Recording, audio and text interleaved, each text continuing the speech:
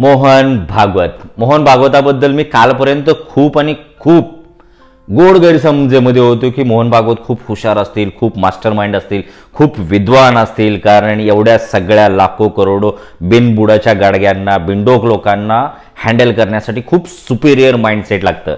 पण त्यांच्या कालच्या स्टेटमेंटवरून असं लक्षात आलं की ते ज्या पद्धतीने बोलले की भारत देशाला स्वातंत्र्य राम मंदिर बांधल्यानंतर भेटलेलं आहे, त्यानंतर माझ्या मनामध्ये अक्षरशः जर सांगायचं म्हटलं तर त्या कंगना राणावतबद्दल एवढा आदर वाढला, एवढा रिस्पेक्ट वाढला की मी बिलीव्ह करू शकत नाही त्या गोष्टीवरती.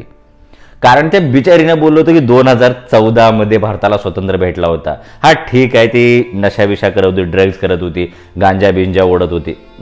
मी नाही बोलत हे असं, ती स्वतः बोलली होती एका इंटरव्ह्यूमध्ये. तर तिच्यावर ठीक आहे, आपण सोडून देऊ शकतो की नशेडी माणूस काही बोलू शकतो. तर आता भागवताबद्दल काय बोलायचं? एक तर मला यांच्याबद्दल बोलायची इच्छा होत नाही, रोजचं किती बोलायचं. तुमच्याबद्दल बोलून येऊन काहीतरी दुसरा टॉपिक निवडायचा प्रयत्न करतोय आणि तुम्ही काय ना काय येऊन मध्ये देताय. मोहन भागवतांनी सांगितलं की 2000 म्हणजे आत्ता 2022 काहीतरी मंदिर बांधायला चालू केले आणि त्या मंदिर बांधल्यानंतर आपल्याला भारत देशाला स्वातंत्र्य भेटलं. स्वचं रिअलायझेशन झालं. What is mean Zoar?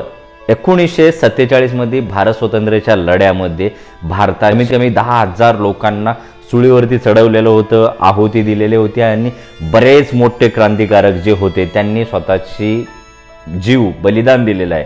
ह्या स्वातंत्र्याला आपल्या रक्ताने लिहिलेले जे वीर होते, जे जवान होते, जे बलिदानी होते, त्यांच्या सगळ्यांचा एका झटक्यामध्ये अपमान करून ह्यांनी एका झटक्यामध्ये असं सांगितलं की 2000 ते राम मंदिर बांधताना हे ते स्वातंत्र्य भेटलं. कशावरून? माझ्या गावामध्ये स्वातंत्र्याच्या आधीपासून मंदिर आहे, मग त्यावेळेस आम्हाला स्वातंत्र्य थोडंच होतं.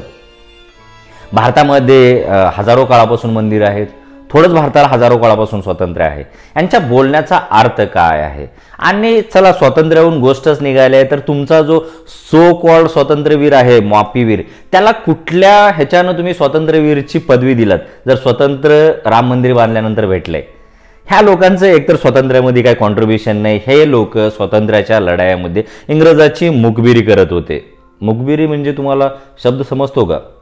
कमी जास्त गुलामी म्हणा, मी त्याच्यापेक्षा खाली जाऊ शकतो पण इच्छा नाही जायची, कारण महिला सुद्धा माझे व्हिडिओ बघतात. तर मुखबिरी करत होते त्यांची. भारताचे जेवढे स्वतंत्र सेनानी होते त्यांना पकडून देण्यासाठी ज्याचा सगळ्यात मोठा वाटा होता त्यामध्ये RSS एकमेव असा त्यावेळेचा हिंदू महासभा संघटना होती जे भारताच्या स्वतंत्र सैन्यांना पकडून देण्याचं काम इंग्रजासाठी करत होती.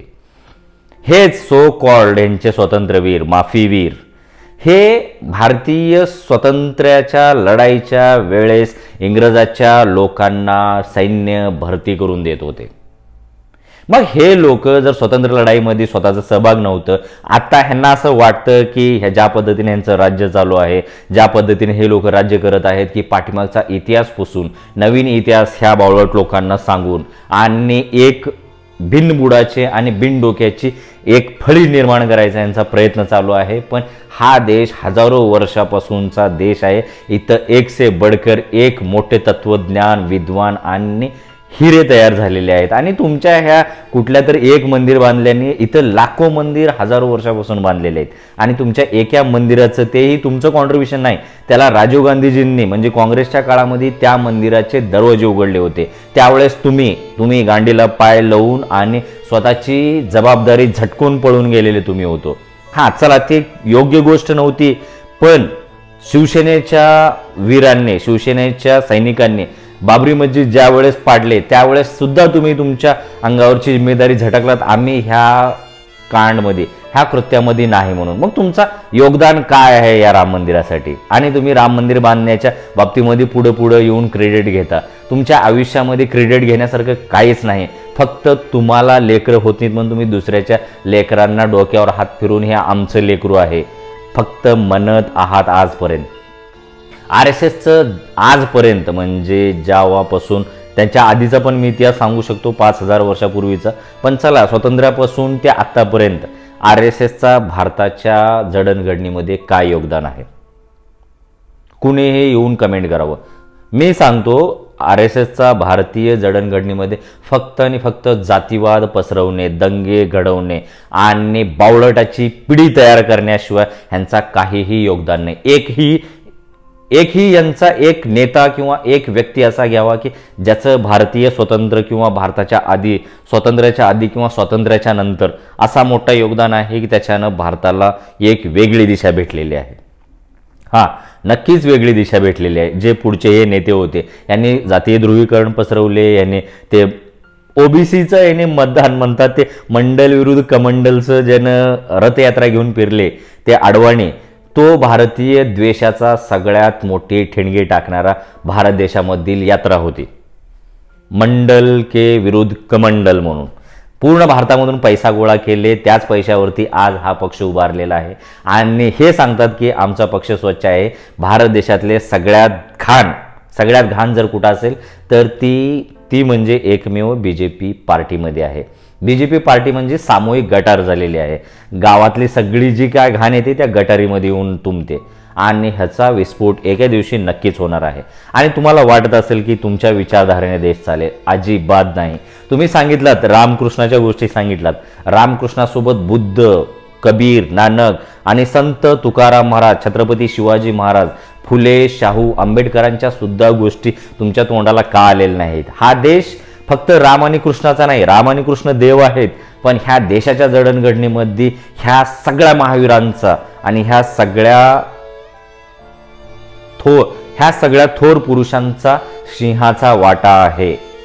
तुमच्या तोंडून ह्या गोष्टी का निघत नाहीत? कारण तुम्हाला इतिहास पुसायच्या नादाला लागलेले आहेत. तुम्ही इतिहास पुसू शकला जात नाही. इतिहास पुसायच्या नादामध्ये जगाच्या पाठीवरती आजपर्यंत कित्येक मोठे साम्राज्य उद्भवत झालेले आहेत आणि तुमचं तर खोट्यावर उभारलेलं साम्राज्य किती दिवस टिकणार आहे? 4 दिवस सासूचे 4 दिवस सुनेचे असतात.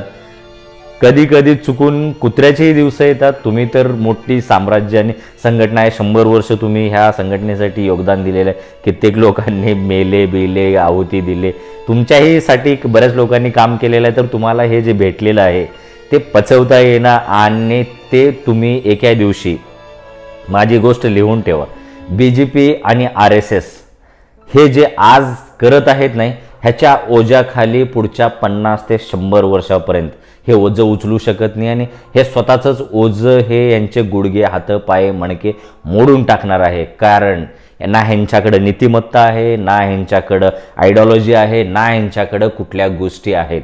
इंग्रजाचं साम्राज्य टिकलेलं नाही जगाच्या पाठीवरती, सूर्य मावळत नव्हता त्यांच्या देशावर, त्यांचं साम्राज्य टिकलेलं नाही. तुम्ही तर कुठं आहेत तुमचं तुम्हालाच माहीत नाही.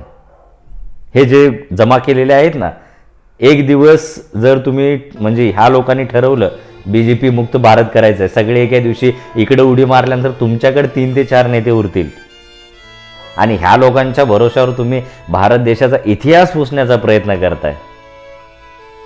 मी दररोजचं म्हणत असतो की आमच्या महाराष्ट्रातल्या लोकांना जागे व्हा. आता मी म्हणेन की तुम्ही जागे व्हा. तुम्ही खूप गोड मोठ्या अंधश्रद्धेमध्ये आणि गैरसमजमध्ये आहात. आणि RSSच्या बाबतीमध्ये मी बरेच लोकांना ऐकतोय. RSS म्हणजे काय माहिती आहे का नाही, मोहन भागवतजी एक बावळटाची गँग जमा करतात आणि ते सांगतात की स्थितीज माहिती आहे तुम्हाला, ते आभाळ आणि जमीन एका जागी टेकलेलं असं दाखवलं दिसतं. मग ते सांगतात की आपल्याला तिथंपर्यंत जायचं आहे, आभाळाला जाऊन पकडायचं आहे. मग हे बावळटाची गँग त्यांच्या मागे पळत असते. मग तिथं गेल्यानंतर समजतं की तिथे अजून आभाळ टेकलेलं नाही, आकाश टेकलेलं नाही. मग ते पुढं दाखवतात. असं करण्यामध्ये ह्या लोकांनी 100 वर्ष ह्या संघटनेचे आणि ह्या देशासाठी किंवा त्या संघटनेसाठी दिलेल्या आणि आता त्यांच्या मागे लागलेल्या लोकांचे आयुष्य आणि ह्या देशाचं पोटेन्शियल एनर्जी वाया घालवलेली आहे. सांगण्यासारखं भरपूर आहे, पण यांच्यासाठी आजच्या पुरतं एवढंच. चला, धन्यवाद.